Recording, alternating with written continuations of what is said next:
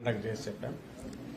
ఖచ్చితంగా రేపు వైఎస్ఆర్ కాంగ్రెస్ పార్టీకి వచ్చిన ఒక ఓటు కూడా పొల్లు పోకుండా అన్ని పాజిటివ్గా మా అకౌంట్లో పడే రకంగా అప్రమత్తంగా ఉండి కౌంటింగ్ పూర్తయి డిక్లరేషన్ తీసుకునేంత వరకు కూడా అక్కడి నుంచి ఎవరిని కదలొద్దని అందరికీ రిక్వెస్ట్ చేశాం, సూచించాం. సో మా పార్టీ శ్రేణులన్నీ కూడా దానికి సిద్ధంగా ఉన్నాయి. అలాగే రేపు 10:30, 11 కంతా సెలబ్రేషన్స్ కూడా అందరూ రాష్ట్రం అంతా కూడా సిద్ధంగా ఉండాలని అందరికీ ఆల్రెడీ పిలుపు కూడా ఇచ్చాం. ఎందుకంటే అది జరగబోయేది, it's already writing on the wall. Clear ఇది కనిపిస్తున్న నేపథ్యంలో ఎవరు ఎన్ని అపోహలు క్రియేట్ చేసి ఏ రకంగా ఏది జరిగినా జరగబోయేదేమో రేపు అది వాస్తవం. కాబట్టి అందరూ దానికి కూడా సిద్ధంగా ఉండమని కూడా అందరికీ సందేశం పంపించాము. సుప్రీంకోర్టు కొట్టేసినంత మాత్రాన అది వాళ్ళు చేసిన తప్పు అయితే తప్పు కాకుండా పోదు. క్లియర్, మేము కామన్ సెన్స్ ఉన్న చిన్నపిల్లల్ని అడిగినా చెప్తారు.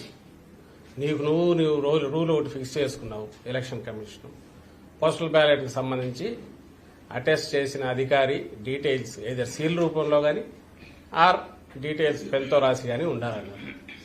ఎందుకన్నారు? ఒక ఉద్యోగి ఎక్కడో పోయి పనిచేస్తుంటే అక్కడ చేసిన అతని వివరాలు తెలియకుండా ఊరికి సంతకం ఉంటే అది ఎవరి సంతకం కూడా తెలియదు.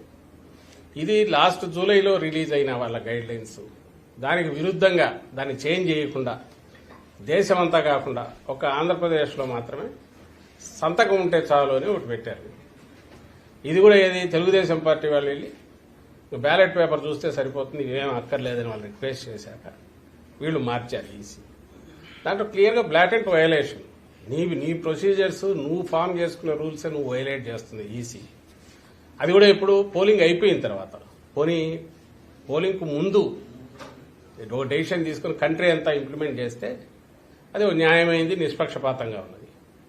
పోలింగ్ అయిపోయింది, కౌంటింగ్ దగ్గరికి వచ్చాక అది ఒక స్టేట్లో ఇక్కడ మాత్రమే ఇలాంటి ఎగ్జామ్షన్ ఇవ్వడం అనేది విడ్డూరంగా కనపడుతుంది, అనుమానాస్పదంగా కూడా ఉంది. అదే రైట్ చేశాం. But court doesn't want to interfere at this juncture. కాలేమని అది court can take that call. అది ఇండిపెండెంట్ వ్యవస్థ. కానీ మాకున్న హక్కు పొలిటికల్ పార్టీగా ఏదుందో దాన్ని అయితే పూర్తి ఎగ్జాస్టివ్ గా వాడుకున్నాం. ఆ విషయం కౌంటింగ్ ఏజెంట్లకు సంబంధించి రిలే హౌస్ ఈసారి ఉండకూడదని చెప్పి కూడా కొత్తగా ఇంకొక నిర్ణయం తీసుకుంది. ఏది కౌంటింగ్ ఏజెంట్లకు రిలే అవసరం లేదు అనేది ఈసీ తీసుకున్నారు.